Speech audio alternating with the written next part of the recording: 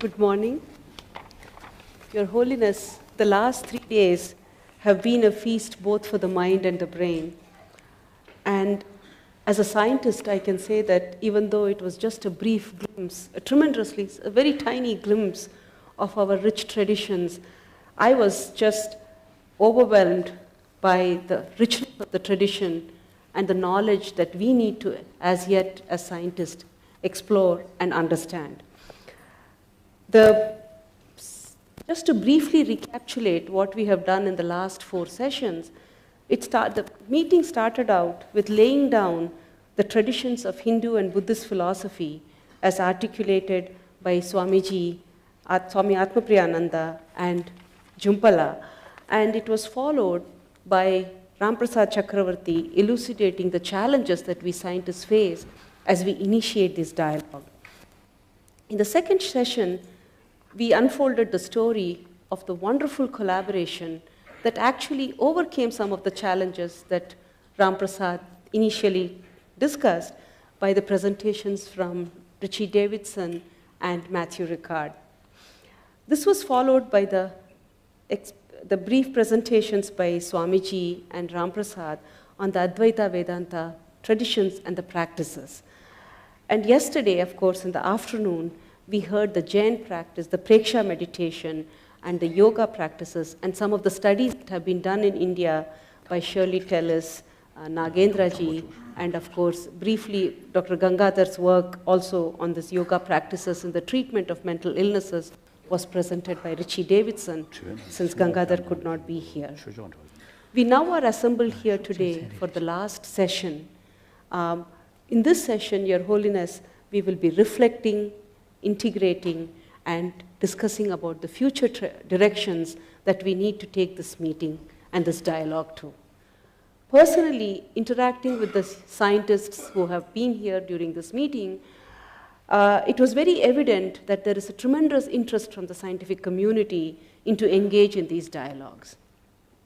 But Your Holiness, without your support and your involvement, this dialogue would not continue. You have not only been a catalyst, you have held us together, and we will continue to need your presence and your involvement and have several such dialogues with the Indian scientists if we truly have to not lose the momentum of this initiative and move this forward.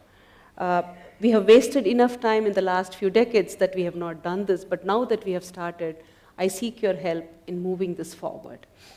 In terms of future directions, one of the other things that came to my mind was the Mind Life Institute has shown us a successful model of such dialogues and interaction. It would be very helpful if some Indian scientists could attend summer research institutes that the Mind Life conducts every year.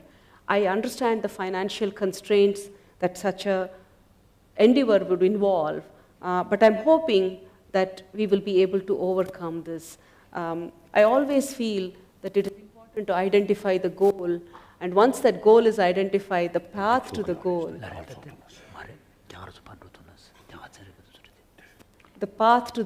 will automatically unfold itself, and we'll find the resources and the means to do it. The last thing, of course, was that I also hope that soon we would be able to initiate these summer research institutes in India and bring together people. It's only through continuous dialogue and interaction that we can hope to build this kind of intimate collaboration and conversation between the two domains, namely the contemplatives and the scientific traditions. With these few words, I would first like to introduce our panel. First and foremost, Dr. Kapila Vatsyayan, Kapila ji, as we all fondly call her. It is very hard to describe. She's a scholar, an author, a linguist, a dancer, an ethnographer, an educationist, an art historian, and a cultural policy maker. But to us, she's dear Kapila ji. I just feel she's a resource of knowledge, and we have tried very hard to bring her here because I think it would be wonderful to hear and share what you think about this meeting. Dr. Wolfsinger, on the far right, I'm a left-hander, and I'm always confusing my right and left hands, so pardon me. He's the president of the Max Planck Institute of Brain Research, and all of us have heard about him. And to my left again is Professor Ramurthy. Professor Ramurthy is a nuclear scientist, a renowned nuclear scientist, who for 12 years headed the Department of Science and Technology of the Ministry of Science and Technology for the Government of India. He has been instrumental in setting out several policies, radically new policies to foster science and technology in India. And currently, he's the director of the National Institute of Advanced Sciences in Bangalore. And I've been interacting with him ever since this initiative has been being planned, and he's been a great source of support and encouragement. And I look up to him to give us directions on how to take this forward in the Indian context. To my right is Richie Davidson, professor from Madison, whom you all know, and Matthew Ricard, as he's known as the photographer, the biochemist, molecular biologist, the Buddhist monk. So with these introductions, I would now like to request Kapilaji to share some of her reflections with us.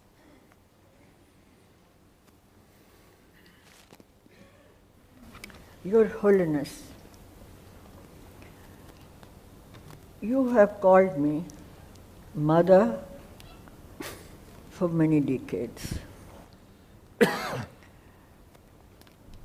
You have also said that the Tibetan tradition and you are chela of India.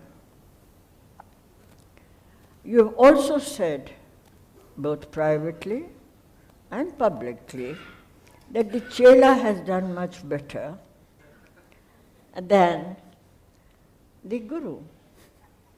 Now, since you are my chela, and you have done much better than either the mother or the guru, so I suggest that the son, the chela speaks, and the mother keeps quiet.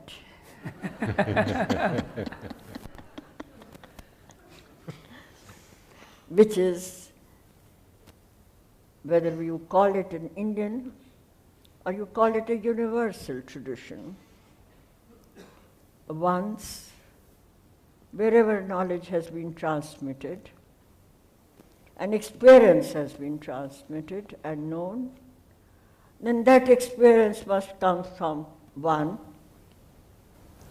who has been on this journey, both physical and spiritual, as I have known you, little that I have known you, for the long time that I have known you.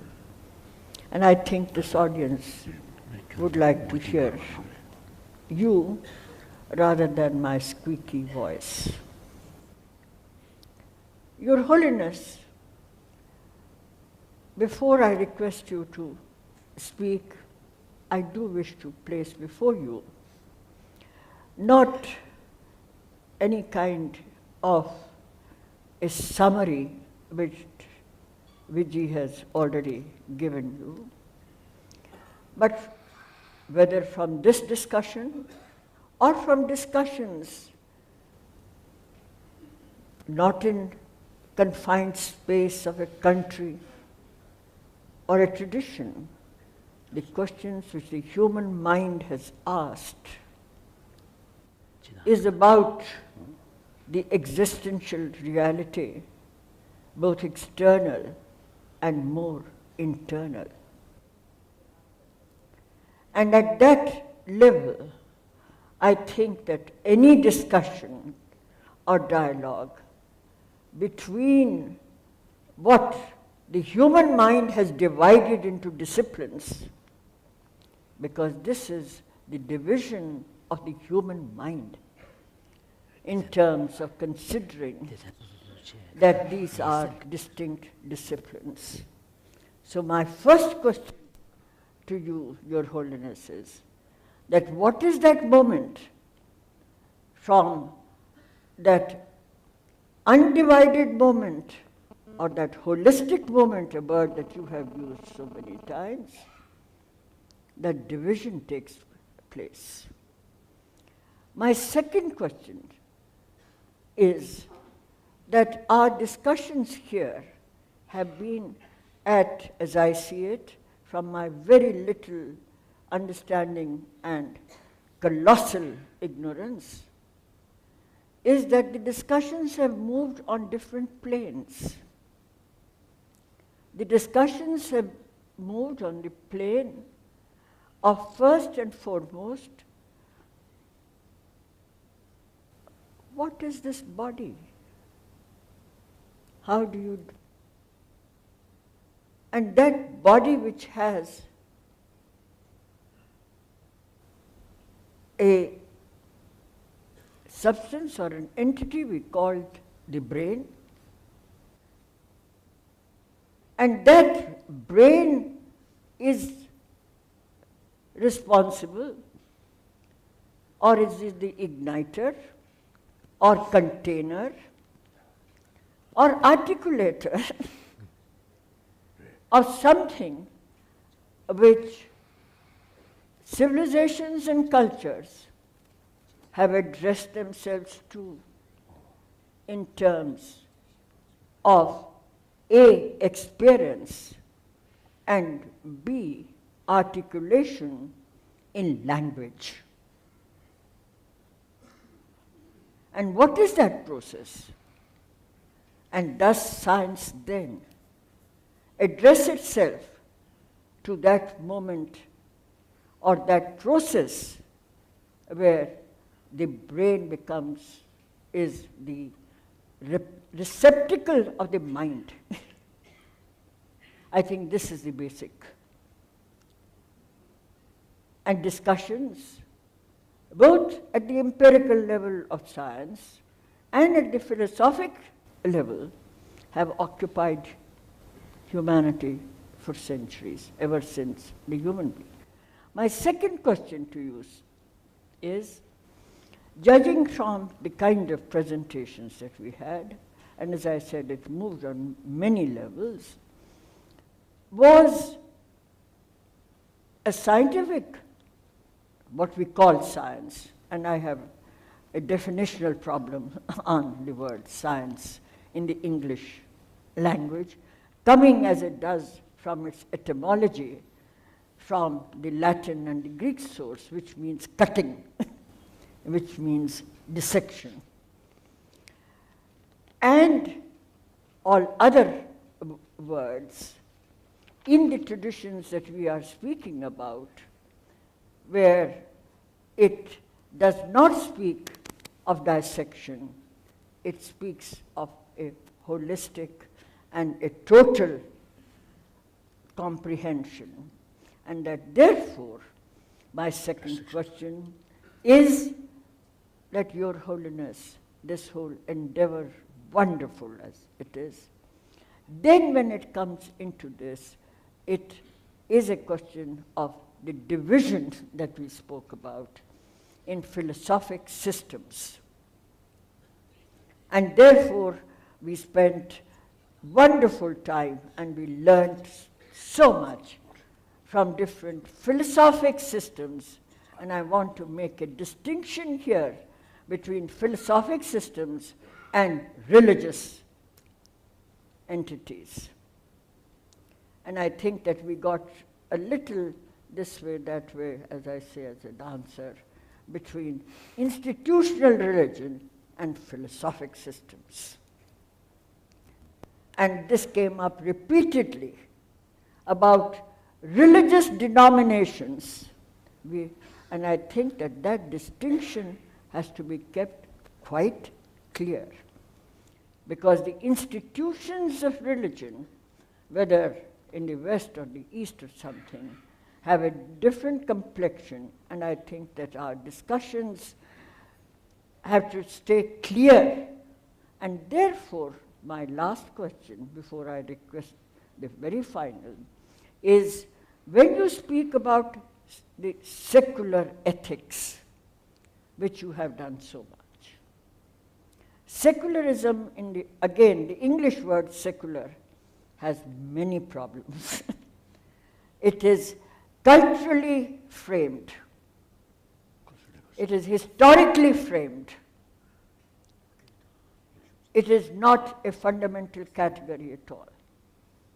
And therefore, in the cultural context, again, in these Indian traditions, there isn't a distinction of that kind, which we are making either, and I now speak in my little capacity as also a parliamentarian, or the Constitution of India, because the word secular has certain, in the cultural context, it has both problems, and I'd like you to reflect. And finally, most of all, we've all spoken, we've heard, and very, both at the level of experience and at the level of articulation, but we haven't heard you, Your Holiness, to tell us about the Nalanda tradition, which is where this dialogue started. And as you know, I don't have to tell you that that is where the Chela became the Guru. And that is where Nagarjuna and Yogacharya and that. And so I'm sure that this audience would like to hear you on the Nagarjuna tradition. And pardon the mother for speaking too much as usual. Thank you. What is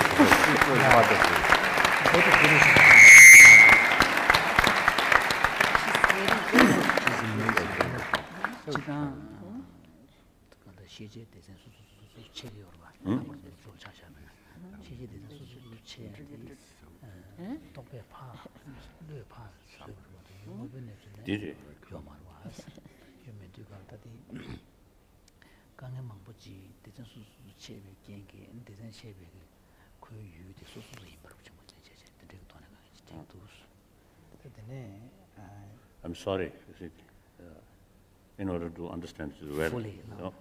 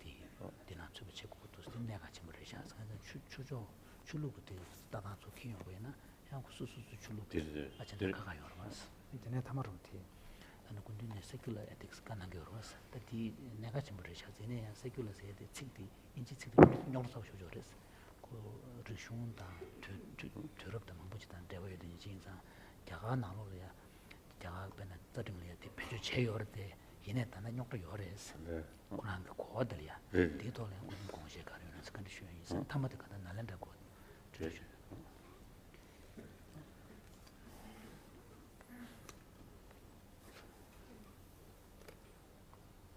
So, thank you, Mataji. Your comment about secularism. Usually, I have my own sort of understanding about secularism. So now your explanation creates a little shaky.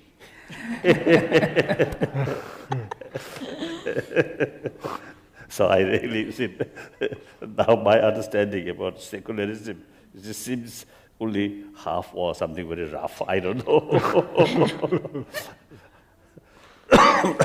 So in any way, Mataji said, my commitment about promotion of secularism is no change. Till my death, I will commit it. So indeed, our last few days, I think our dialogue with scientists, now this sort of occasion, something become very unique, very good. As I mentioned yesterday, this really now shows the supermarket of different sort of philosophy, different sort of traditions, spiritual traditions. So really wonderful. And also I mentioned this also may create more confusion. So therefore, also it is necessary to know the differences. So now Mataji, although this morning I felt, or maybe if it's appropriate occasion come, I may explain about the basic sort of system of the Nalanda thinking. So now you perhaps more like Solons was saying that maybe you are clairvoyant.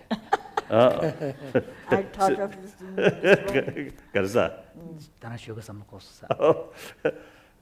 So now, my long-time friend and very, very, intellectual and also dedicated, never married, isn't it? No, I did. Oh, you really? Oh. And then, you see, she really devoted taking care of your own mother, isn't it? Hmm? Wonderful lady, wonderful lady. So I usually describe Mataji. So now, very briefly, the presentation of when I say Nalanda tradition, what is that? What is the meaning? I think firstly, the Buddha's statement, "O my follower, bhikshus and others should not accept my teaching out of faith and out of devotion, but rather your own investigation and experiment." That's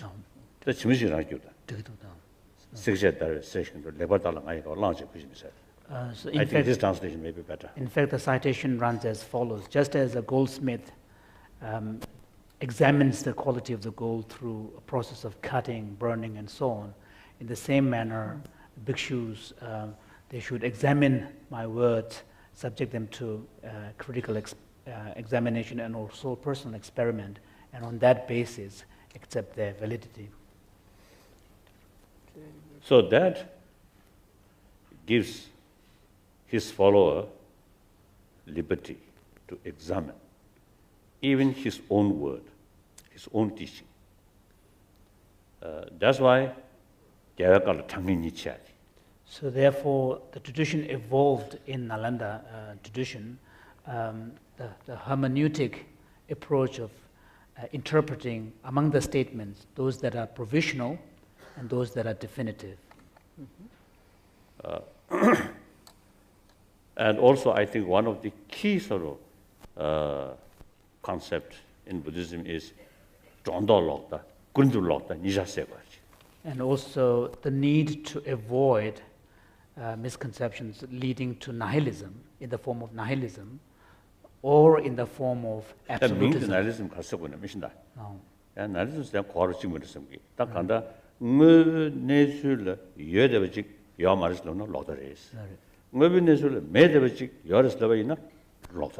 Although the word nihilism might be understood in so many different ways, but the basic point is that any assertions that deny what is actually real, that is one form of extreme. And any assertions that claim reality of something that does not exist, that is also another form of extremism. So that's why it becomes important investigation, thorough investigation and experiment. So that's, I think, a tradition of Buddhism in general, and particularly Nalanda tradition. So this also, I think, tell us entire sentient being want happiness, satisfaction, joyfulness. And all these goals come from action, not just accidentally. Everything is due to its own causes and conditions. So here, related with sentient being, action is the key factor. That we call karma. So the action should be realistic action. Even you want to hit someone, your method should be realistic.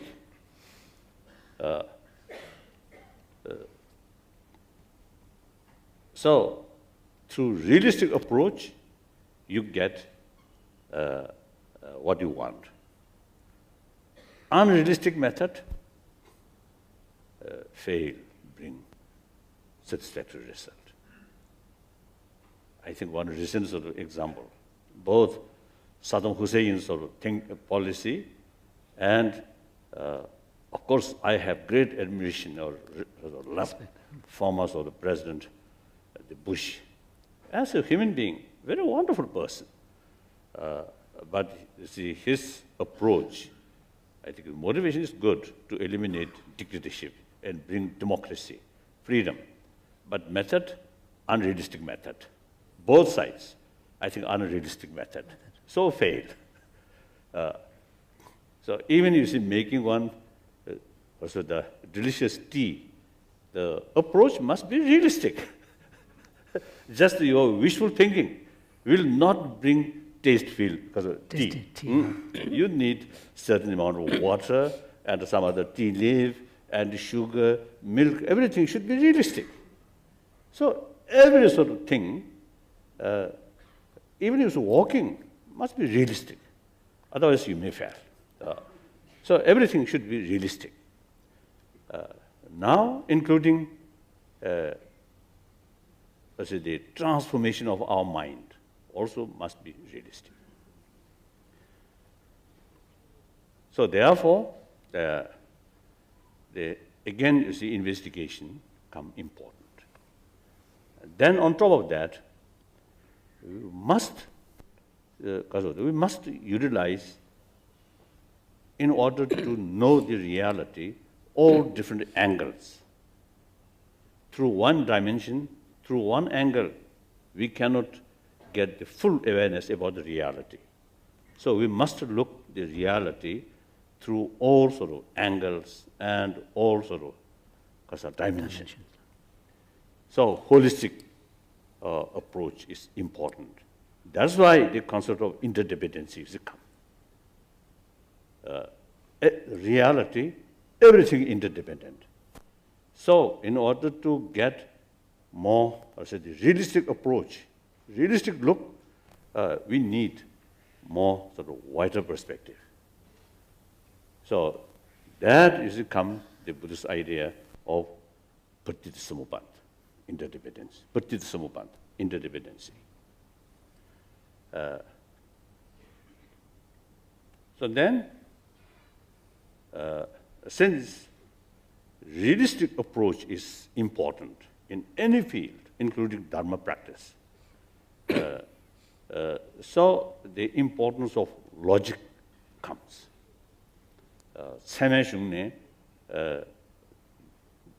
참아 된데우스탄 데베 디기 패질 문주 디기네 더도 넬리 디기 바디디 세면 되버리셔야 돼요. For example, in the classical Indian Pramana texts, the text on epistemology, a statement is made that in actual fact, all the successful outcomes in our life, including in the immediate term up to the highest achievement of nirvana, all of these successful outcomes are in one way or another fruits of a knowledge, valid cognition, a praman.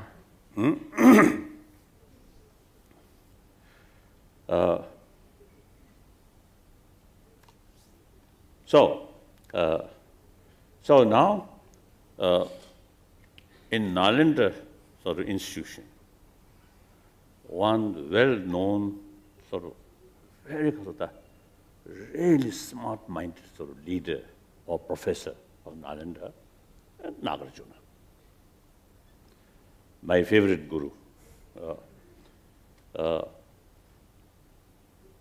And his main disciple, Aryadeva. 단 디신데죠. 나가르존하기 디송브레. 아니 만주다 데베 디기라 네국 디지직 띵만두 디기. 터두기 디지직 띵엘리기 디기. 니송샤. So Nagarjuna in one of his texts speaks of in terms of our object of aspiration, there's the immediate object of aspiration and then the final or long-term aspect of aspiration. The immediate object of aspiration is seeking excellence or worldly existence, and then the ultimate aim of existence, object of aspiration, is the spiritual freedom, liberation.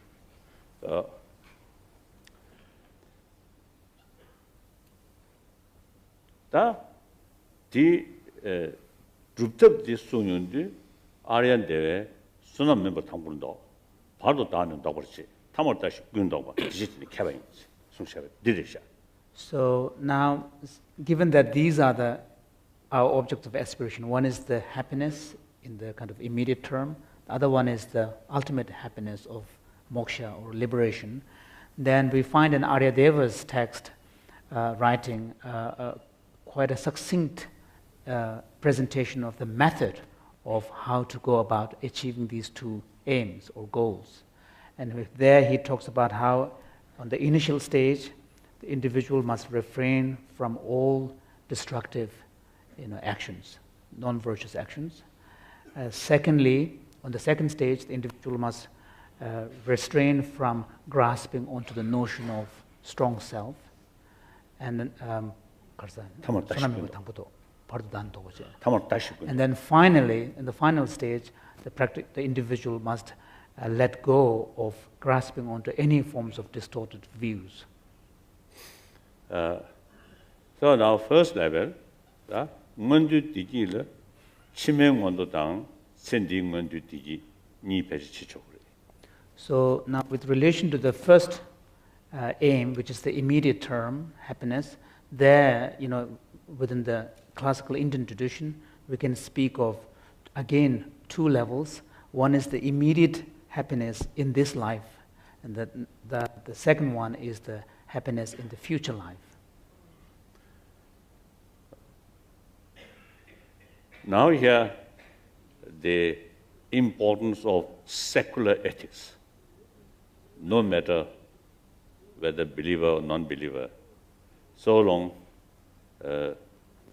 anyone who wants happy life, happy community. So now here, the secular ethics related, in order to gain happy life, this very life. And that also the basis of preparation for the happiness,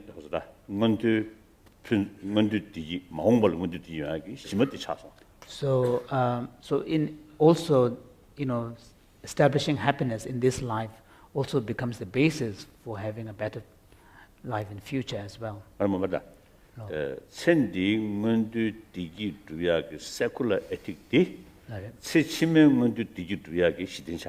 Sorry, the secular ethics, which is the method by which we seek happiness in this life can also be seen as the very same method that can lead to happiness in the future life as well. I think our dialogue with scientists, I think mainly related with that level. We are not talking about next life.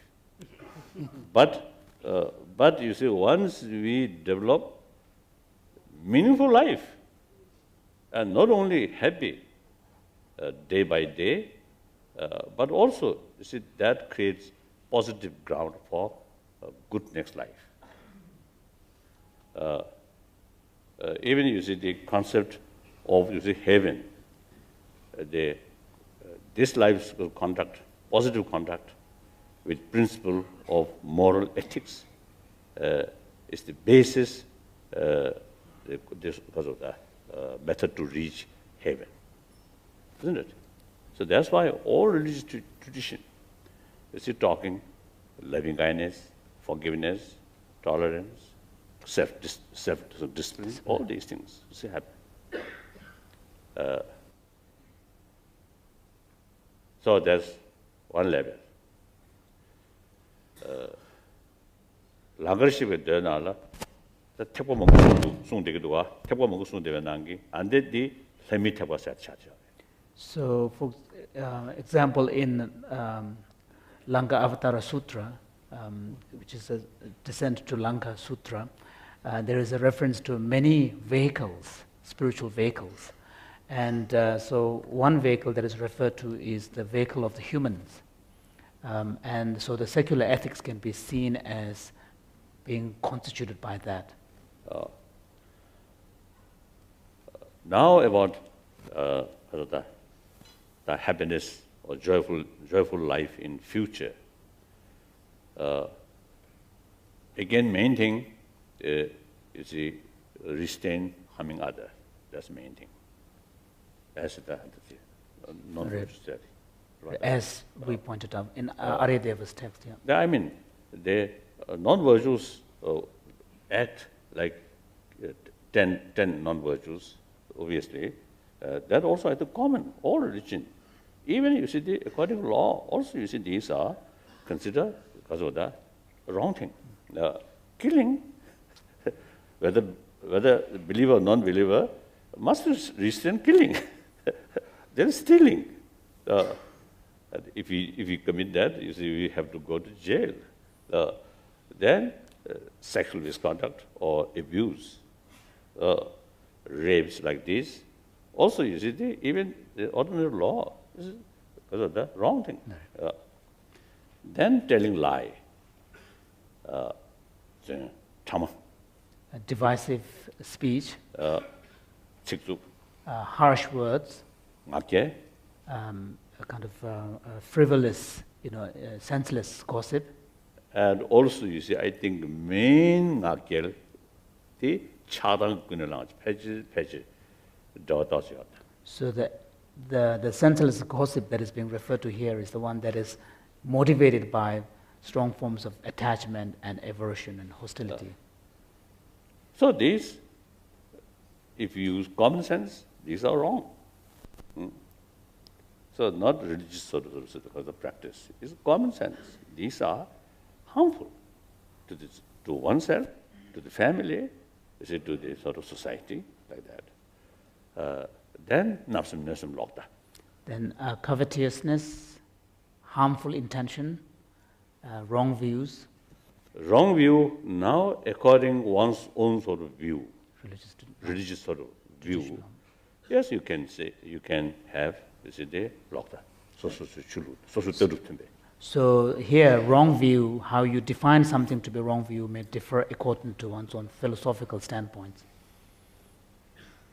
So then, the Buddha state, the suffering, in suffering, dukkha, 3 levels. Suffering of change. And suffering of conditioning. So now this mainly deal with first level of suffering. Now second level of suffering, which worldly sort of pleasure, essentially suffering nature. So now, in order to overcome that, now practice of samadhi now involved. Some 띵인징, 다 삼된 검니, 다 삼된 루자네 감공기, 간다지, 다 심기가 된 척이야래.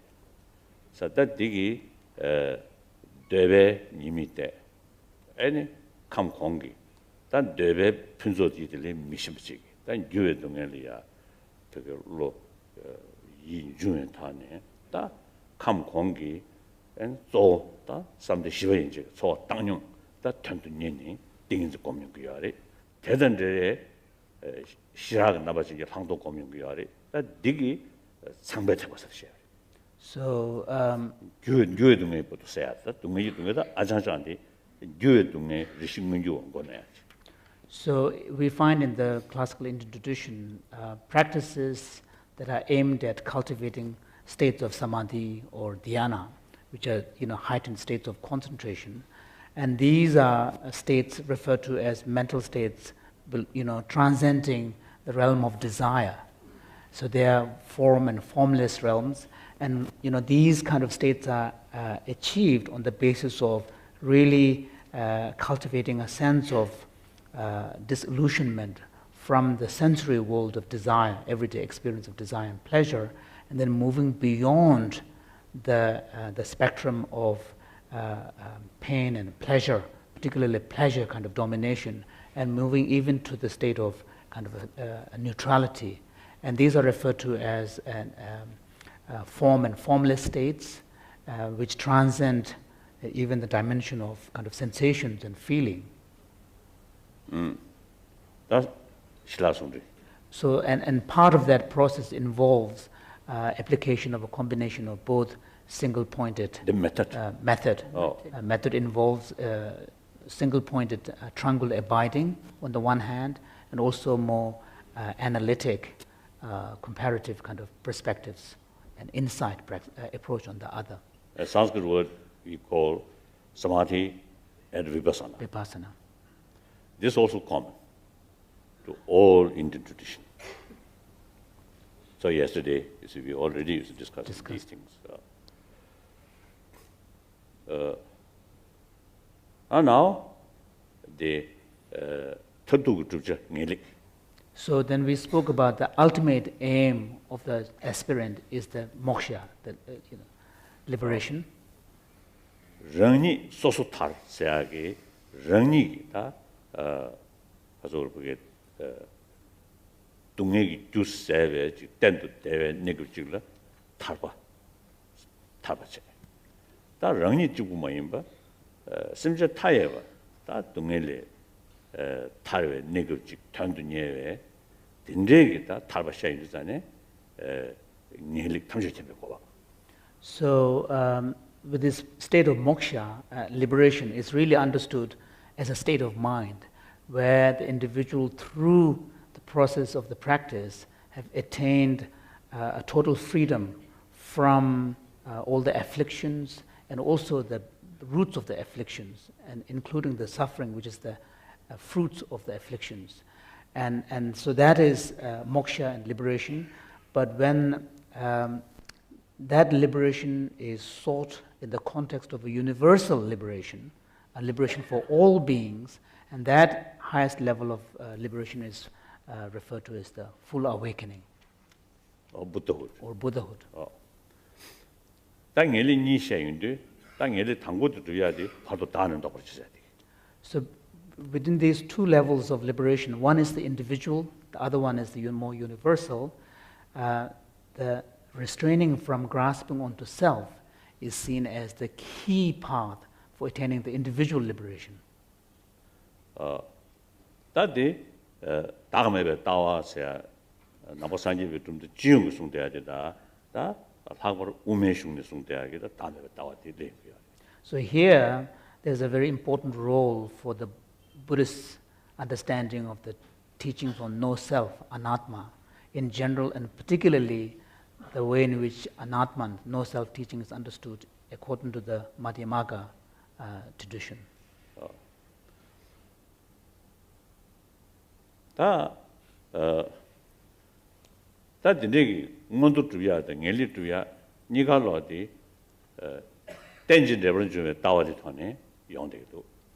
So, in brief, the attainment of both these aspirations, the short-term aspiration of happiness and the long-term aspiration of spiritual freedom, both of these are really dependent upon cultivating an outlook, philosophical outlook that is based on appreciation of the interdependence of everything. Pratitya samubhata. 윤대기 땡중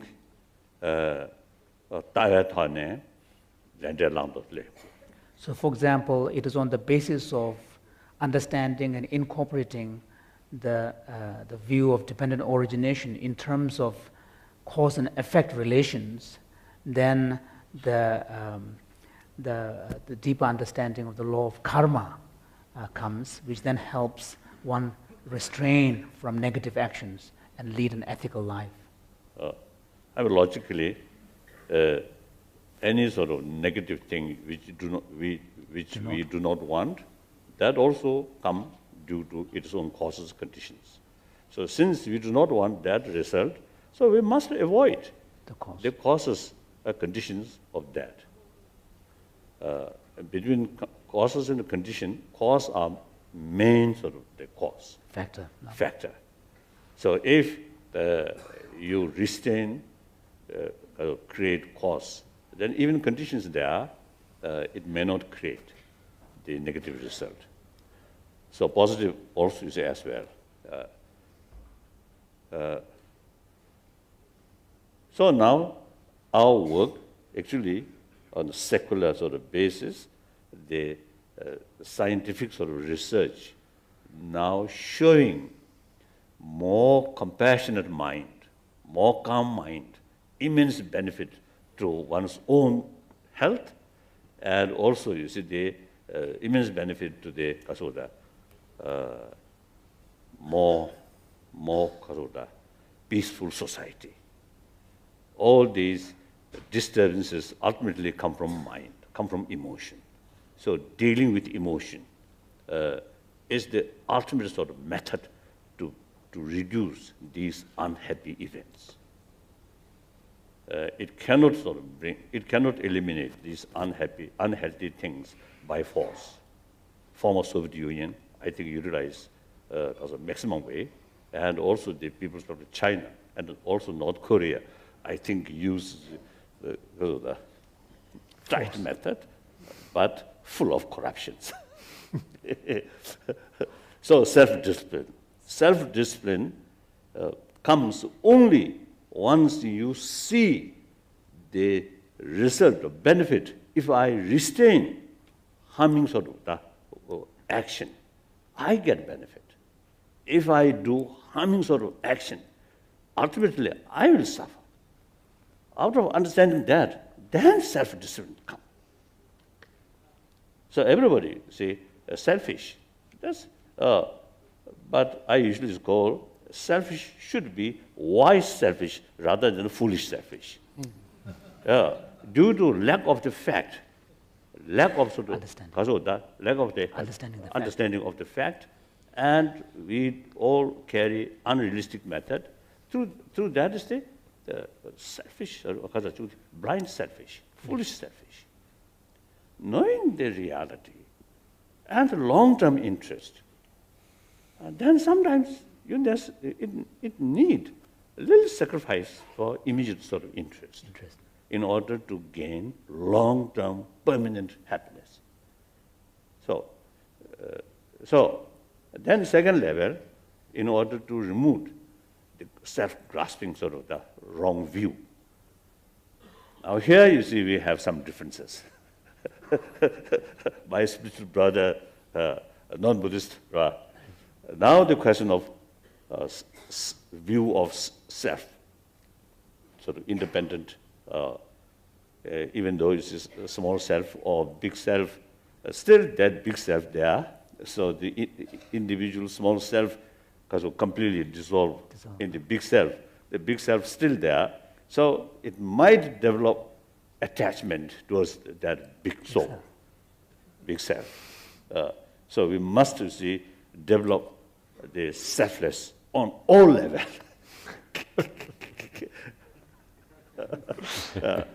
So that is the Nalanda sort of master sort of viewpoint. So in any way,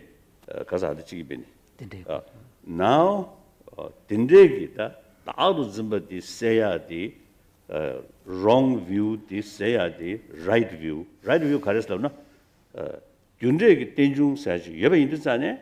Devu the Julten the Yari, Tinde Yindu, Devu Tungem Minduba, the Deodava Yindu, Didu, Jutela, Langdor Chores at Dishe. Mundu Da, Tayago, Santamina, you move to Yadi, Devu de Yaris. Rangel Dene, you shower mother, Devu Mena, you Tanya Chetumari, you more Sangiamari. Doesn't it? You do it, Devu de was. So this in this and you take Tinjung, because that the then attack with Tinjungalim. So, just as explained before, that one level of understanding the principle of dependent origination is in terms of cause and effect relations. How, if you don't want a particular set of consequences, then you have to tackle the causes and conditions that lead to that. And by understanding the principle of dependent origination and the causal relations, you will be able to sort out what needs to be avoided in order to avoid a particular set of outcomes or consequences. Now, we can push the understanding of the principle further. If you think deeper level. If you think deeper, then the principle of dependence, goes our beyond. Intelligence utilized for deeper level. Then the principle of dependence goes beyond just cause and effect relations. It suggests a much deeper level of interconnectedness and interdependent reality, which is, for example, although in terms of temporal sequence, effect depends upon the cause and not the other way around. But if you think more carefully, the very concept of cause takes into account its relation to an effect, because without there being a cause, you cannot without a result or effect, you cannot refer to something as being a cause, because that doesn't make any sense. So in this way, we can see that our concepts are all contingent, that they already presuppose a network of relationships. So once you understand that, then you understand principle of dependent origination in terms of mutual dependence as well. So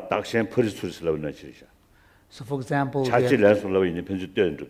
we have all these kind of contingent concepts and terms like self and other, mountain on this side and a mountain on that side, the agent, the act, the action itself, and the agent, the object of the action and the act. So we see how... And generally, positive, negative also relative. Good and bad also relative. But absolute. So whatever concept we may bring up, we always have to define it in relation to something. So you cannot pick up something and say, this is the absolute, and this is the absolute reference point. So whatever concept we come up with, there is a relational dimension to this. Yeah. So that's why you see, one time you see my close friend, one Christian monk, he very much interested about Buddhist sort of the practice of samadhi or single point mind or these things. He very fond, and also certain method to promote tolerance, forgiveness, these things. So one day he also asked me the concept of the emptiness, and I told him, this is not your business, this is our business. Because I felt, you see, the concept of interdependency, that brings there's no absolute. Impossible exist absolute. So that may hinder his faith. So I mentioned like that. So it is true.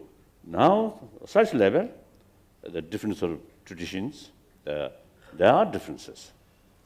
Now, it is much better to keep one's own tradition rather than mixed. So, 다 때는 딱에 딘중기 랑문의 예바 따야다 따와 신줄어디 세야디 탑시 디보도면 되고.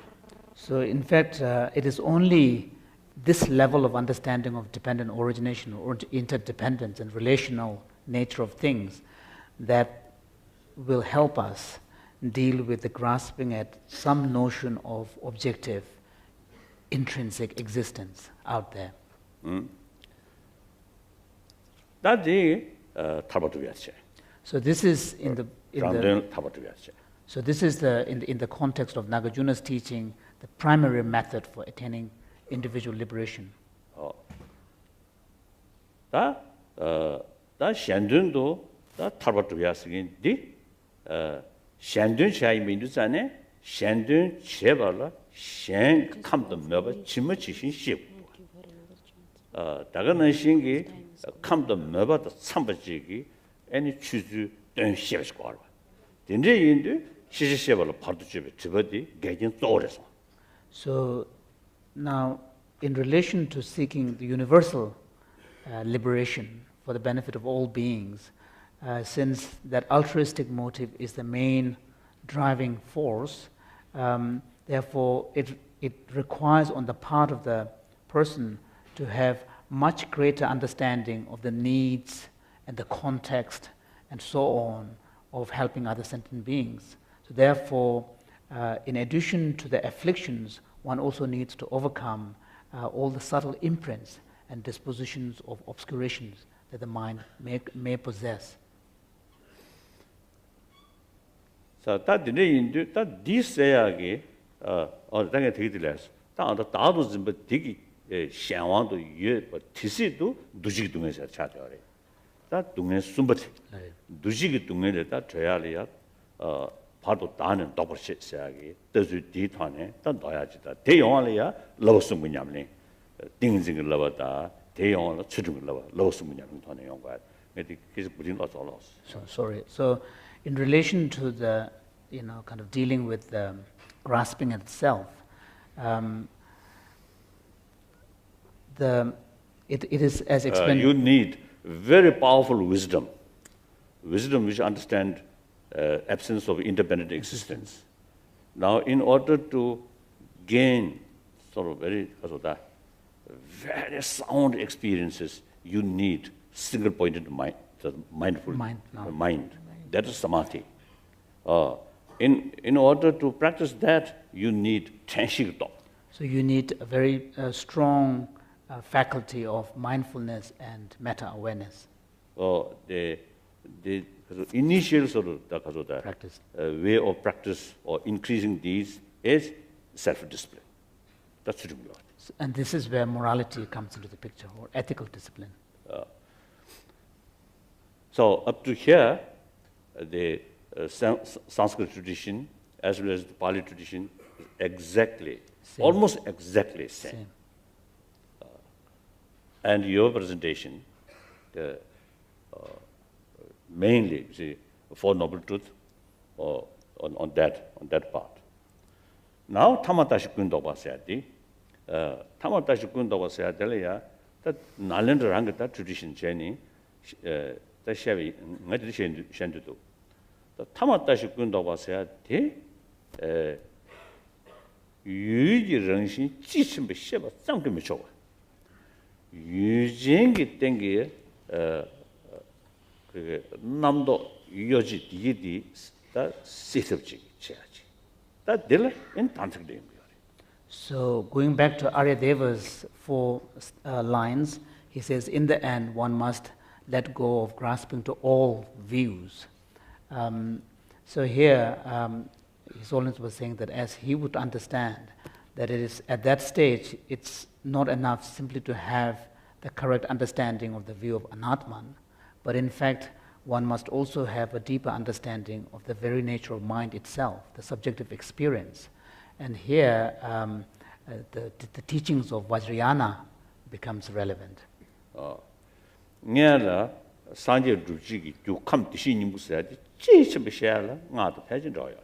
So here, for example, in order to fully understand the deeper meaning and the whole implications of the teachings on Buddha nature, the Tathagata Garbha, the essence of Buddhahood, one has to take into account the perspectives of the Vajrayana tradition.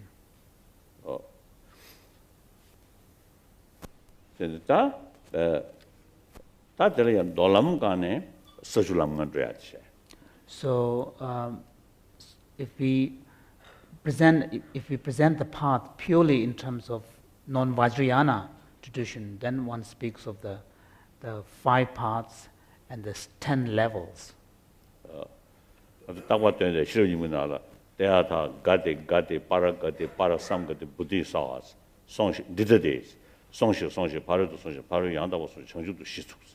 So this process is captured in the famous mantra, which is at the end of Heart Sutra, Tatyatha, which means it is thus, Gade Gade, gone beyond and gone and ground in the experience of enlightenment.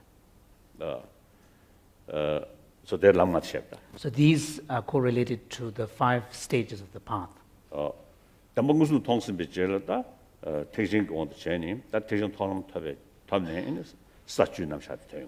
So once, according to the Nalanda tradition, once the individual has gained direct realization of the truth, emptiness, then from that point onwards, the 10 levels of the Bodhisattva bhumi or Bodhisattva stage comes into the picture. That is Mayana, Sutriyanas, the way of explanation, or way of the path. Of course, the big one is the tremendous sort of enthusiasm to serve others, to develop immense sense of concern, of well-being, of infinite sentient being. And in order to do that, firstly, you yourself should have some kind of ability. Otherwise, you can't do. So it is required to sort of gain more sort of more energy, more wisdom. So that's enlightened state, that's Buddhahood. So now, in order to serve infinite sentient being, you should acquire certain your own qualification, capacity. So that we call Buddhicitta. So this is awakening mind or bodhicitta, which aspires to attainment of enlightenment for the benefit of others. So that mind are really immense helpful. Of course, I have no sort of complete sort of experience, but I have keen interest, and as I think the other day I mentioned, my daily main practice is cultivating the infinite altruism, and with help of understanding of the ultimate reality. How it helps means the realization or understanding of ultimate reality, then you can feel the root cause of suffering, ignorance, can be eliminated. So once at least you get some kind of feeling about the possibility of elimination suffering, then enthusiasm comes. Otherwise, it's just wishful thinking. Pray, nothing happened. So that's the way. So the practice of meditation of shunyata and meditation of bodhicitta, these 2 things are extremely useful. So that's my main practice. So I can assure to you, if you make some sort of effort on daily basis with fuller picture of these things, you can transform your mental state. Not within one day or within a minute. It may take eons, but at least you see the joyful life then start. if that start, 대회, 경례군세회, and 정주성지 따시는 되는 대화로 생시수지 기로 유사 뽑을리도. So then you can get a sense of strong courage, for example, as expressed in Shantideva's Bodhicharya Avatar, where he says that thus overcoming all forms of weariness, one should ride the horse of bodhicitta, awakening mind, and travel from a place of joy to another place of joy. And what discerning person wouldn't want to embark on such a journey? So then those prayer is so long space remain, so long sentient being remain, I will remain in order to serve.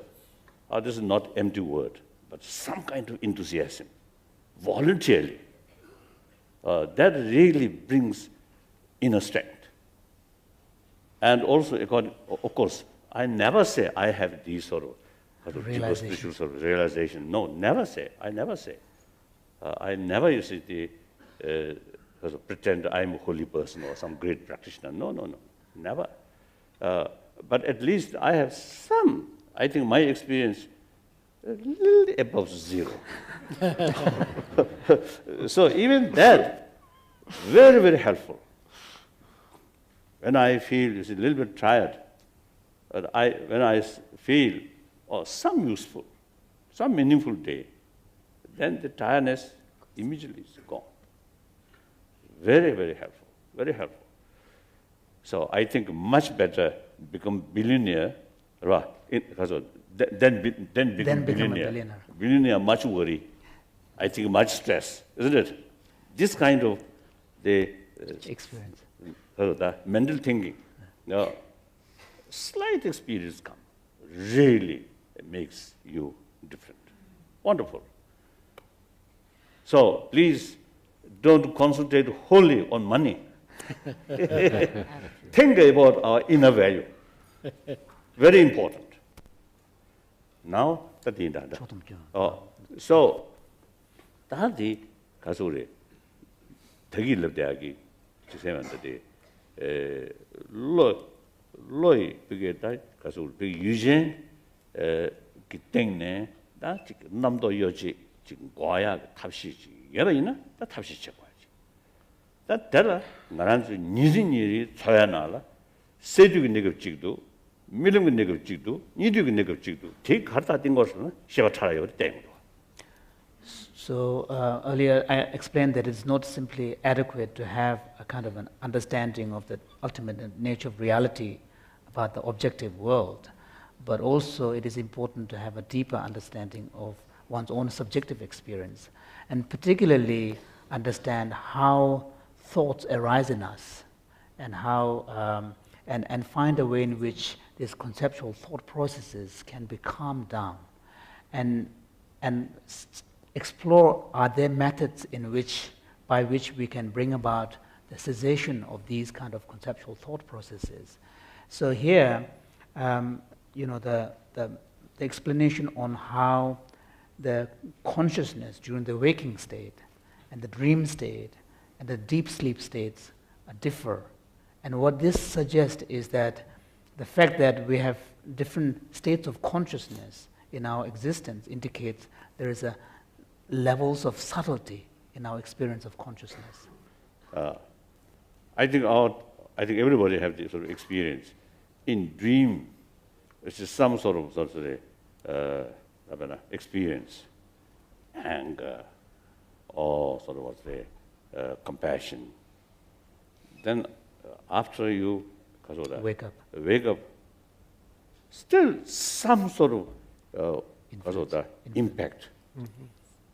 Even though you know, that's dream, but still some effect. So that shows this a little bit subtler sort of mind.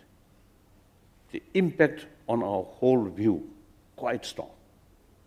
So therefore, the Nagarjuna stated, according to Guhisamansa, based on Guhisamansa, Nagarjuna concluded Shiduji Kusum. Shiduji Kusum Satele, Seduji Kusum. Niduji, that's Seduji Kusum. Niduji Kusum, Chiduji Kusum, Shatudo. So, therefore, in Nagarjuna's text, he actually speaks of these three. 나가르주네 르마 Yeah. 아리안데베 주두. So this is, for example, in the text called The Five Stages by Nagarjuna and Aryadeva's Compendium of Practices, in which they speak of these three, not only there are these three stages of consciousness. 데두 주쿠숨, 람두 주쿠숨, 시두 주쿠숨, 시두 주쿠숨라 세두, 니두, 에가 치두. So, and these explanations are made, for example, in the context of result. One speaks of the three embodiments of a fully enlightened being: Dharmakaya, Sambhogakaya, and Nirmanakaya. And on the path, there is a corresponding equivalence of these three kayas. And in the ordinary state, you have the dream, the waking state, the dream, the deep sleep state, and also at the point of death, during which you have different states of consciousness. So he clearly sort of explained the relation. There are some similarities. So he just gives the name. It's three kayas in daily basis, and three kayas when you gain some sort of experience, deeper experience, then final sort of Buddhahood. So that's a Tantrayana. So the main method is dissolution of grosser level of mind. In order to dissolve grosser level of mind, the technique is try to So the technique involves trying to reduce the force of vayu, which give rise to the proliferation and activity of the mind and thoughts. So here, you see, the yoga practice also involve the breathing control or all these. Although I learned these things, but I'm rather lazy, so occasionally I do. Otherwise, I don't do that. Not on daily basis. In any way, through that way, now they utilize innermost subtle consciousness or clear light. That transforms into wisdom. That's a very, very powerful antidote. All the negative emotions. And emotions, imprints of the afflictions. So then, finally, achieve Buddhahood. That's the practice of Nalanda tradition, the Hinayana, the Pali tradition, Sanskrit tradition, and Vajrayana tradition. And simultaneous practices remain, become a bhikshu, so practice of Hinayana essence, then some samadhi and these things, and then on top of that, practice of bodhicitta and practice of compassion, universal compassion. Shunyata, and then on top of that, visualization of deity and mandala. So that's all these three kayas, three yanas, simultaneously practiced on daily basis. So that's the essence of that's the essence of the Nalanda approach, Nalanda tradition. So that's my presentation. Now I fulfill my Mataji's instruction. Okay.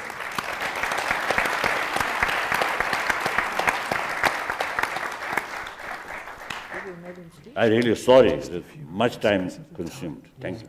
Sorry.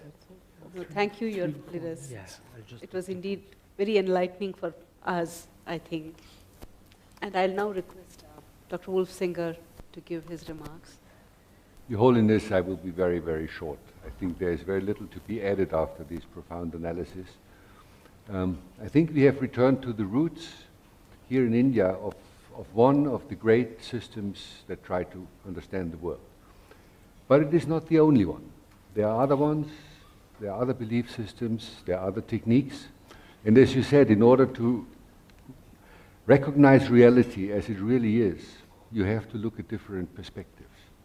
And what you do in order to explore your mind and you try to see it from different perspectives We now, I think, have to do it at a global level, where we see those different systems come together or still exist in parallel. But we have to take their perspectives, respectively, and see what they see, and try to find out whether I think we have the strong belief, otherwise we wouldn't come together, that there is only one world, which can be looked at very different angles. And you sometimes come to different conclusions about the nature of the world. If there is only one world, then there must be a synthesis. And of much of what you said, synthesis. There must be a common denominator to which we finally will all be able to agree. If this is not the case, then, well, that's kismet, fate. Then it was not well done, the whole system. It's not our fault. But let's hope that it is like that. And then I think we have an equivalent in the West to what you consider secular ethics, and this is humanism, which is also a philosophical construct that is trans-religious, tries to get away with the religious idiosyncrasies, and much of what the humanists are saying is conformed with what you postulate. So I think there is, below the level of individual religions, a way to communicate. And we should get those scholars together rather than representatives of the different churches and sub-churches and so. But what we need is a translation system. You, because of your internal explorations, have created a reality that is not present in the West. We have no words for it, we have no experience with it, so we need translators who are at home in both worlds and can find the bridging theories between those experiences and then see how far we get. I think we are at the beginning of something, and I wish us all that this will be successful. Thank you very much. Thank you. Thank you very much. Thank you. Thank you. So I'll now request Richie Davidson, and the last word will be from Dr. Matthew. Thank you. I will be very brief as well. Your Holiness, this was, I think, a pivotal meeting for us together for Mind and Life. As you know, we held a meeting in Europe in April in Zurich, and you have requested a meeting in Asia for many, many years. And we thought about Japan and other Asian locations, and when you initially suggested Asia, we never envisioned having a meeting in India. And I think that meeting here has been so important and meaningful since, as you have so beautifully articulated, the Nalanda tradition really has its strong roots here and has been so influential in our own thinking. And as part of that tradition, you have been such a forceful advocate for incorporating science in the monasteries to broaden the training of young monks. And I think that going forward, we need to think about the implications of what it is that we've considered at this meeting. And I look forward to the day when the academies of higher learning here in India, places like the Institute of Advanced Study in Bangalore and other such prestigious institutions, and also institutions in Europe and the United States that are comparable, follow your lead. And in our case, to teach contemplative traditions and practice within the intellectual institutions, to complement your aspiration to have science taught in the monasteries. And I think that this is something that will be so important going forward. One of the other, I think, amazing opportunities that we've learned about here in India is that there are already applications of teaching contemplative practice, for example, in education. We've learned while we were here about wonderful programs going on here in Delhi in the Embassy School and elsewhere in India. None of these programs currently have research that is actually evaluating the impact of these programs, and I think that there is a wonderful opportunity that has been catalyzed by this meeting to encourage research which will help to establish these programs in a more substantial way and broaden their impact throughout India as well as throughout the world. And I think that India can really become a model for how this might be done. I also can envision joint visits of government funding agencies. In the United States, there's a component of the National Institute of Health that is providing important funding for meditation research. And I think that going forward, I can envision those groups coming together with similar groups in India and elsewhere in the world. And finally, I think that we have operated on the conviction that health is not simply the absence of illness, that well-being is something more than just the absence of disease. And Mind and Life, I think, can be a force in the world for scientifically based promotion of real well-being, genuine eudaimonia. And I very much look forward to the time in the near future when mental training is regarded in the same way as physical training or physical exercise is today. And I think, Your Holiness, you've been such an inspiration in helping to move that agenda forward. So thank you.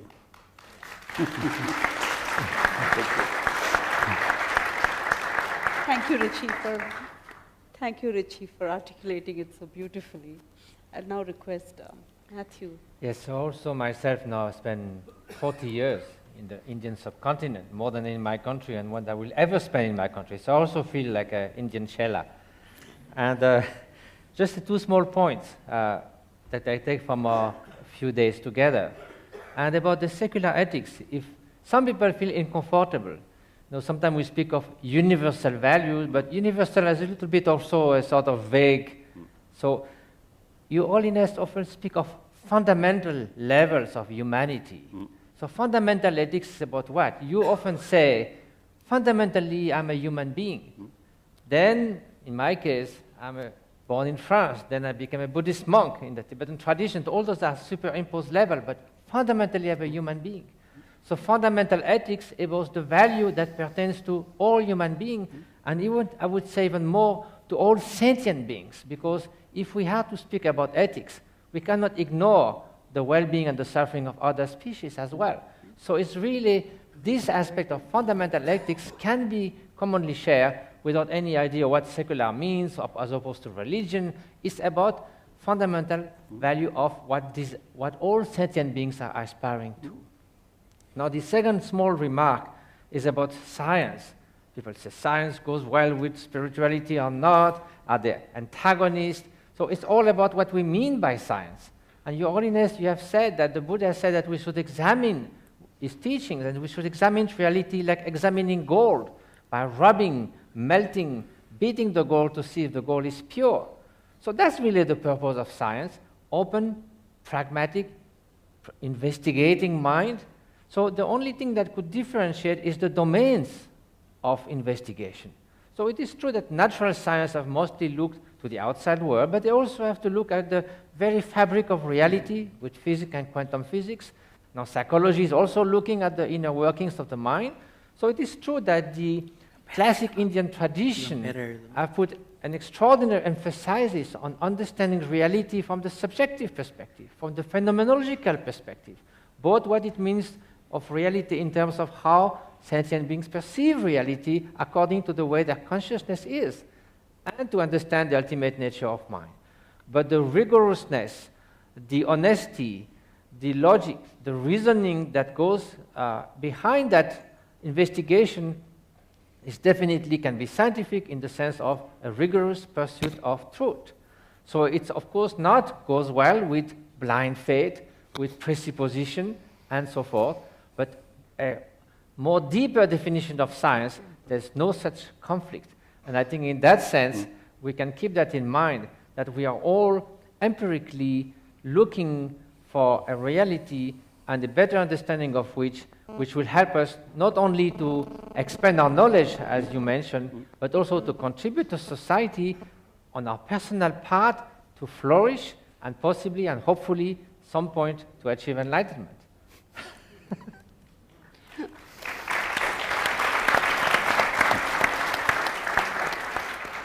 His Holiness Matthew Ricard has synthesized everything so beautifully. And now the last remarks will be by Professor Ramamurthy. His Holiness the Dalai Lama Ji, distinguished panelists, ladies and gentlemen. I am a hardcore scientist. I must thank the organizers, particularly the Mind Life Institute, for giving Niyaz the opportunity to join you and co-sponsor this particular event. Understanding the mind has always been a challenge to the humanity, for maybe since time immemorial.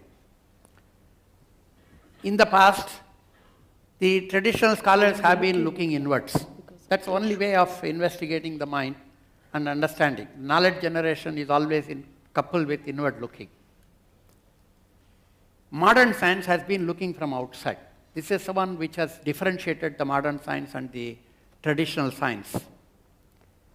It is unfortunate that the two systems have not been complementing each other, but actually have been looking at with a little bit of distress.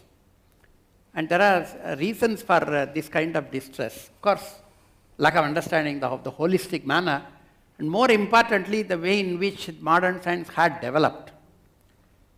Modern science over the last 400 years or 500 years have been developing on the basis of observe and analyze. If you can't observe, then it is not true knowledge. And there is also another underlying assumption that the observer has nothing to do with the observing process. So, if a same experiment is repeated in 10 different places by 10 different people, it must give the same result. Now, this has created a situation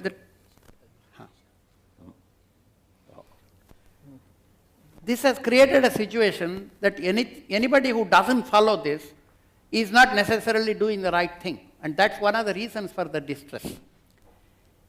The second reason, in my view, for the distress is last century had brought a series of sophisticated instruments, thanks to science and technology. To such an extent, the instruments have become more important, and if you don't use that instrument, you are not doing the right thing. So this is another reason for this distress. From the other side, as was mentioned earlier, the traditional knowledge system has got somehow coupled with the religious systems. The knowledge system does not imply religion, but unfortunately the common man thinks the religion is the one which goes with it. I always say, for example, when we were young, if you want to go to a Unani doctor, you must be a Muslim. Now we understand that that's a medical system. It has nothing to do with what you do in the prayer room or inside the house. But there was association, close association, which has also created a problem. I'm glad you said that today we need to look at beyond the religions in one holistic manner. Well, there are good signals. This distrust is slowly giving way to trust for various reasons. One of them is, of course, the scientists themselves are understanding, the modern scientists are understanding that the observation separation is not complete. The world is not deterministic, it is probabilistic. And if you don't understand something, it does not mean it is wrong. So this is one realization of 20th century science. The second, of course, is 아니야, 그게 체계적인 돈에 다집듯이 잡고 probability. Second, of course, is the recent development in neurosciences. Dr. Vijayalakshmi is here, Dr. Wolfinger is here. They are definitely telling us that yes, you may be almost right when you say the brain is a big computer, but that's not the end. The brain to mind journey is far more than what we understand now, and it is not possible to characterize everything in terms of the material world alone. You know, at one time people used to say human being is 80% water, 20% organic materials like oxygen, hydrogen and nitrogen, and a little bit of trace elements thrown in. We know very well this is stupid. It is not right. And if you want to create, if you want to create life as such, we don't have all the ingredients in hand. This also has made the modern scientists a little more humble than what they were maybe 50 years before. And this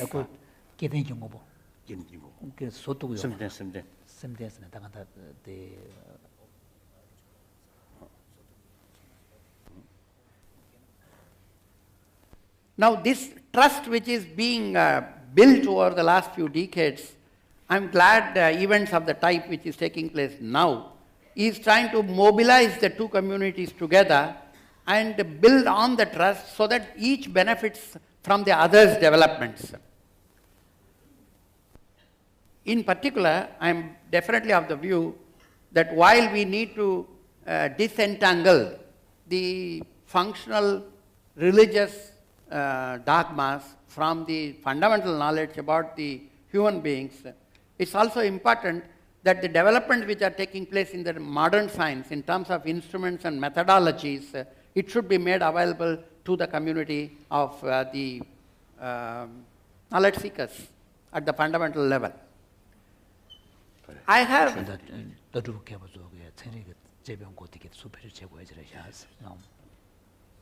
a few specific suggestions to make. Yes, it is important that the gurus meet and discuss among themselves what is common between them. But it is not enough if this knowledge does not disseminate to the not so senior people, particularly the younger people, because they are the ones who are going to make tomorrow, not the people of today. Yes, we need to bring and send this message into the younger community much more. Yes. You don't see them here, not many of them.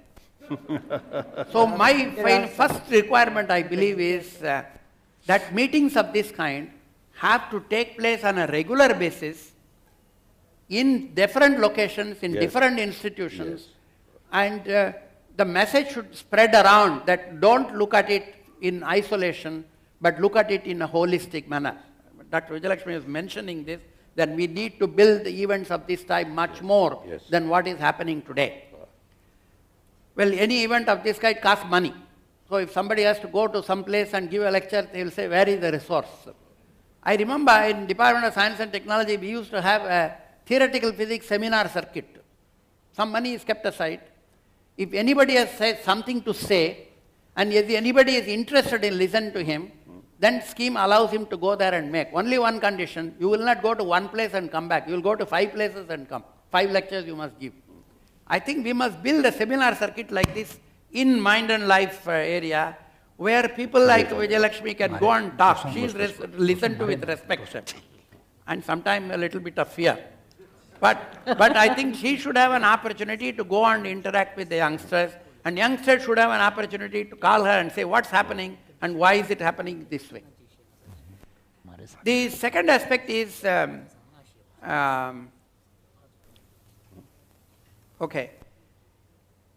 nowadays social networks are becoming very popular. The social networks are there for any community of people. I'm not aware of a social network for the mind and life institutions, scientists.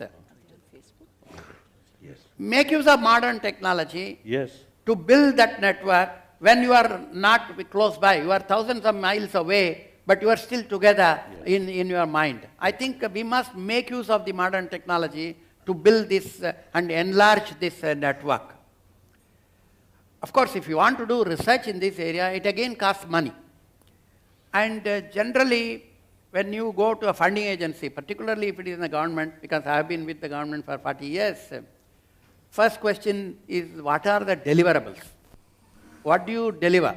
What do you give back in return? And nowadays they say, what is your contribution to GDP? Right? Contribution. And across the world, people talk about Millennium Development Goals. Now, look at these two terms, Millennium Development Goal and GDP. Does it ensure that the individual on the road will be more happy when the GDP is more? Does it ensure that if you give $2 a day, that will make him the most happiest man on the face of the earth? It doesn't. I've been asking some of my colleagues, can we add a component to GDP which does not relate to the money which he carries home, but his state of mind? Doesn't exist today.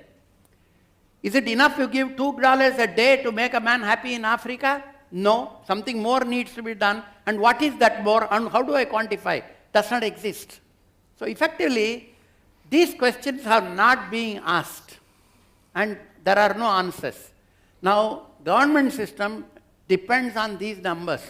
So if you go and say, I'm going to look at Mind and Life cross-cultural research program, it may not be very easy to get money. So we need the support from people like you and others who are in a position to influence, to generate answers for such questions. How do I quantify the human happiness index, if you want to call it, and how do I convince the government that you have to invest on this? Otherwise, your GDP will grow, your problems will increase too, along with it. And we are seeing it already. Already I do see some. Today, if I ask somebody else, why are you looking at contemplative science or cognition science? Rajesh Kasurangan is sitting here. I have to justify why do I pay salary to him. I always say, well, you don't understand. That's why you have problems in Middle East. You have problems all over the world. If you understand the mind, many of these problems would have disappeared. Right. So you have to invest. This argument had to be taken forward so that there is a much larger interest of the decision makers on issues of this kind. These are some of the random thoughts which came to my mind. As I mentioned to you, I am a hardcore scientist, but I am not a blind hardcore scientist. I also keep looking at other things. So I am...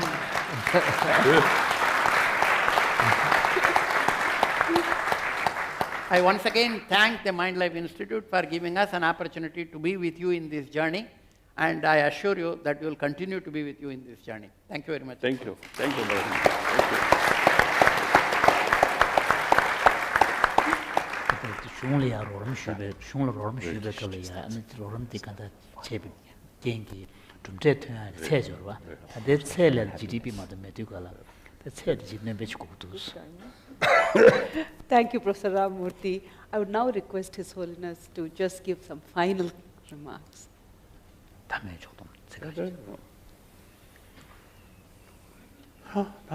Nothing to say. I think one thing quite sure. I think this kind of sort of discussion, I think should continue. And as you mentioned, it's in different places, and if possible, eventually some university organize, and many students or graduates as well. Graduates. I think that's very important. Then also possibly some media people, also media people, also I think good to inform public what is the sort of value. What is the sort of meaning, right? Yeah, purpose. And also now, I'm quite sure my sort of old, long-time friend, the scientist, I think now surely they realize India also is some kind of potential. And the atmosphere itself is something very favorable. The cultural atmosphere. So then, how to proceed these things? I don't know. Those people who have experience, now you should do. I don't know. whenever you see my blessing or my support need, as I mentioned earlier, I'm disposal of you. Oh. So whatever you see, you carry some sort of plan. I will be, because of that. Support. I always there. It's my duty to support, to serve. And if you want, you see, more money, then don't ask me.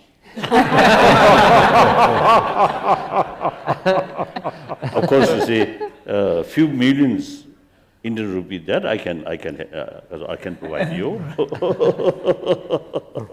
Then crores, that's difficult. That's all. No. I really appreciate all the participants, and especially those participants who firstly attended this meeting, including you and my Mataji. You see, they really, I appreciate. You not only just physically attend, but also you really, they showing your involvement. That's very good. So thank you very much. And then in future, I think this kind of work, I think definitely will, because of that. Continue. Because that will grow, definitely. Thank you. That's all. And then also, of course, the concerned people, organizer, they also, got the help immense. So I very much appreciate. Thank you.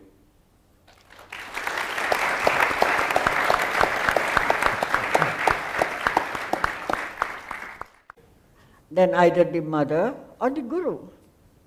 So I suggest that the son, the chela speaks, and the mother keeps quiet.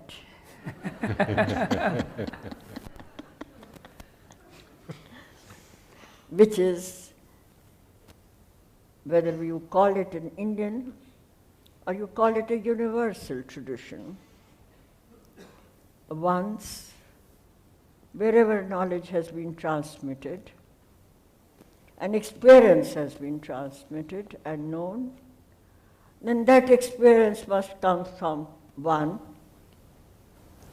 who has been on this journey, both physical and spiritual, as I have known you, little that I have known you, for the long time that I have known you. And I think this audience would like to hear you rather than my squeaky voice. Your Holiness, before I request you to speak, I do wish to place before you not any kind of a summary which Vijay has already given you, but whether from this discussion or from discussions not in confined space of a country or a tradition, the questions which the human mind has asked is about the existential reality, both external and more internal. And at that level, I think that any discussion or dialogue between what the human mind has divided into disciplines, because this is the division of the human mind in terms of considering that these are distinct disciplines. So my first question to you, Your Holiness, is that what is that moment from that undivided moment or that holistic moment, a word that you have used so many times, that division takes place. My second question is that our discussions here have been at, as I see it, from my very little understanding and colossal ignorance, is that the discussions have moved on different planes. The discussions have moved on the plane of first and foremost, what is this body? How do you... And that body which has a substance or an entity we called the brain. Good morning. Your Holiness, the last 3 days have been a feast both for the mind and the brain. And as a scientist, I can say that even though it was just a brief glimpse, a very tiny glimpse of our rich traditions, I was just overwhelmed by the richness of the tradition and the knowledge that we need to, as yet as scientists, explore and understand. Just to briefly recapitulate what we have done in the last 4 sessions, the meeting started out with laying down the traditions of Hindu and Buddhist philosophy as articulated by Swami Atmapriyananda and Jumpala, and it was followed by Ramprasad Chakravarti elucidating the challenges that we scientists face as we initiate this dialogue. In the second session, we unfolded the story of the wonderful collaboration that actually overcame some of the challenges that Ramprasad initially discussed by the presentations from Richie Davidson and Matthew Ricard. This was followed by the brief presentations by Swamiji and Ramprasad on the Advaita Vedanta traditions and the practices. And yesterday, of course, in the afternoon, we heard the Jain practice, the Preksha meditation, and the yoga practices, and some of the studies that have been done in India by Shirley Tellis, Nagendra ji, and of course, briefly, Dr. Gangadhar's work also on this yoga practices in the treatment of mental illnesses was presented by Richie Davidson, since Gangadhar could not be here. We now are assembled here today for the last session.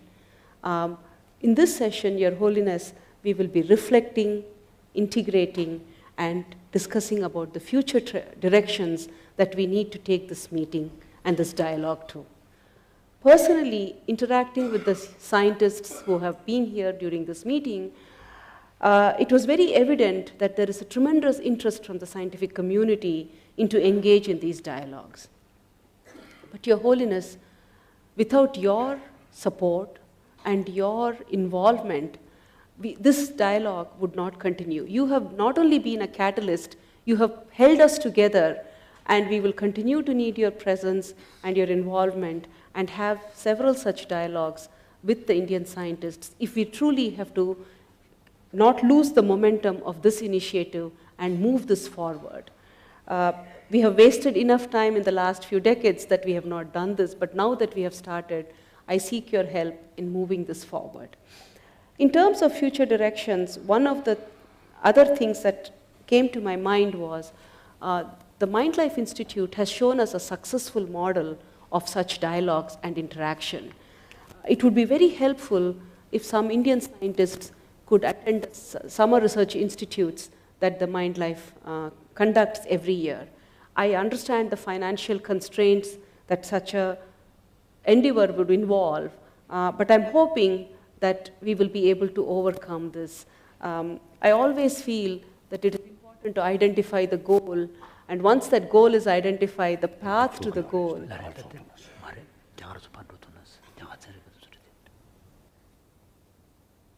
And that brain is responsible, or is it the igniter, or container, or articulator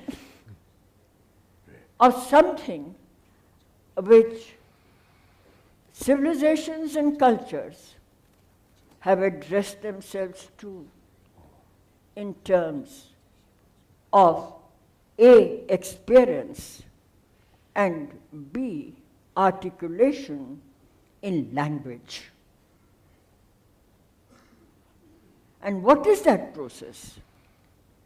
And does science then address itself to that moment or that process where the brain is the receptacle of the mind. I think this is the basic.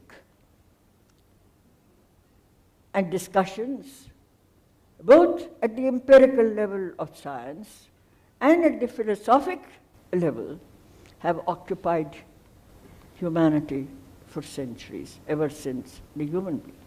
My second question to you is, judging from the kind of presentations that we had, and as I said, it moved on many levels, was a scientific, what we call science, and I have a definitional problem on the word science in the English language, coming as it does from its etymology, from the Latin and the Greek source, which means cutting, which means dissection.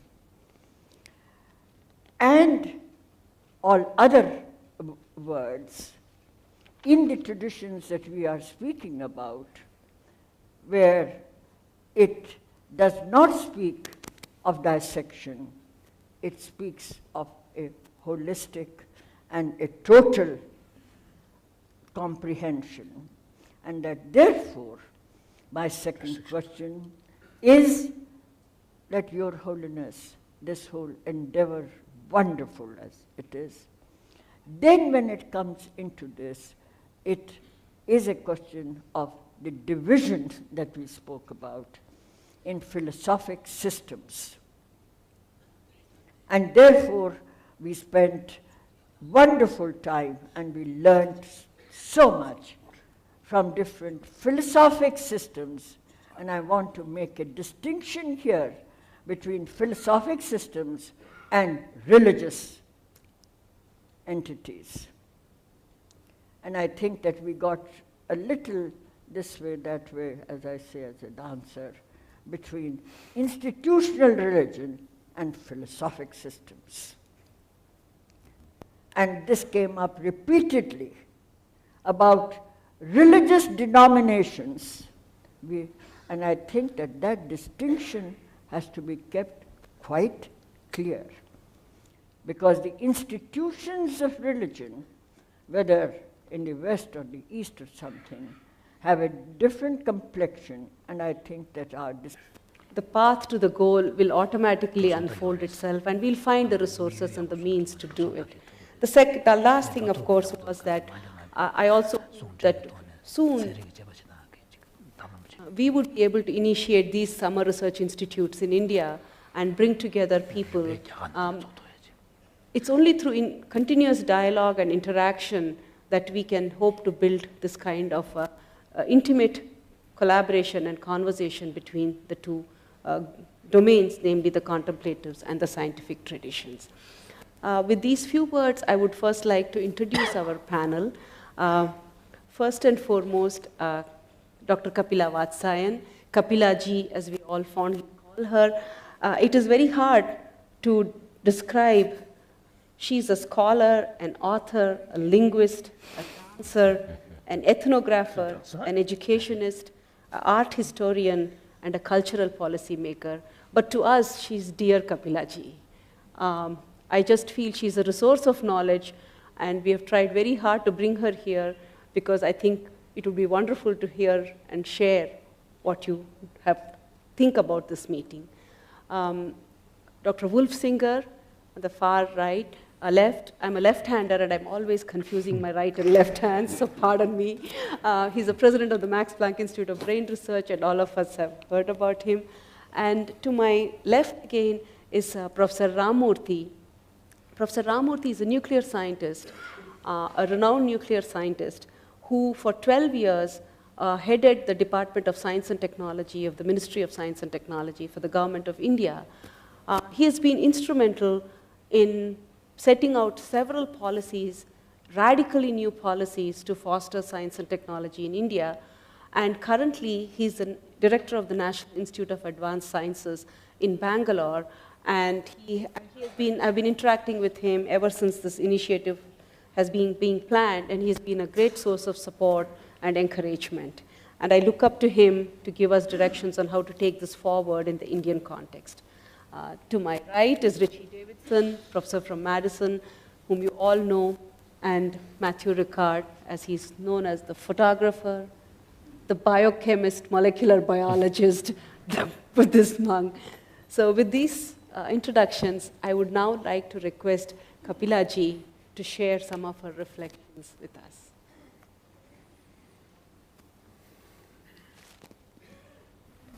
Your Holiness, you have called me mother for many decades. You have also said that the Tibetan tradition and you are chela of India. You have also said, both privately and publicly, that the chela has done much better than the guru. Now, since you are my chela, and you have done much better, discussions have to stay clear, and therefore, my last question, before I request the very final, is when you speak about the secular ethics, which you have done so much. Secularism, again, the English word secular has many problems. It is culturally framed. It is historically framed. It is not a fundamental category at all.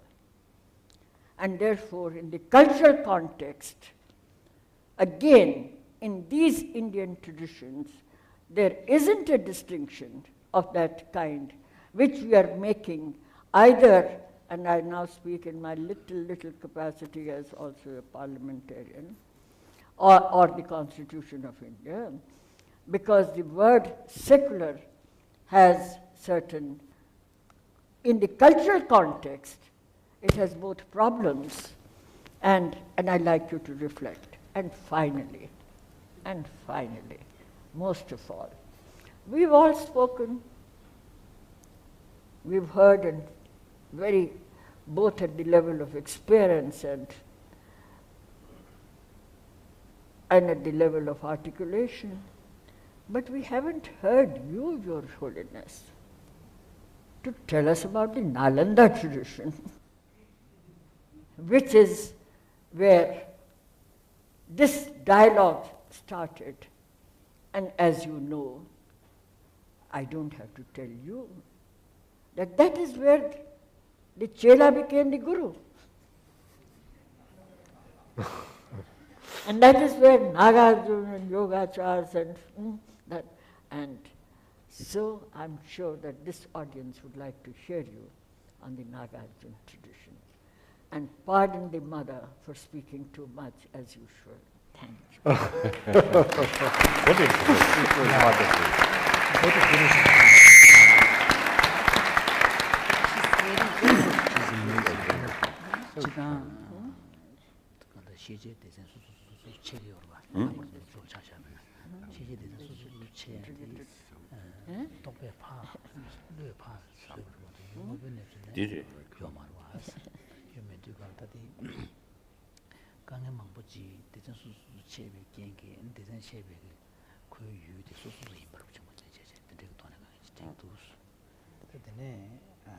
I'm sorry, in order to understand it well. Fully, no.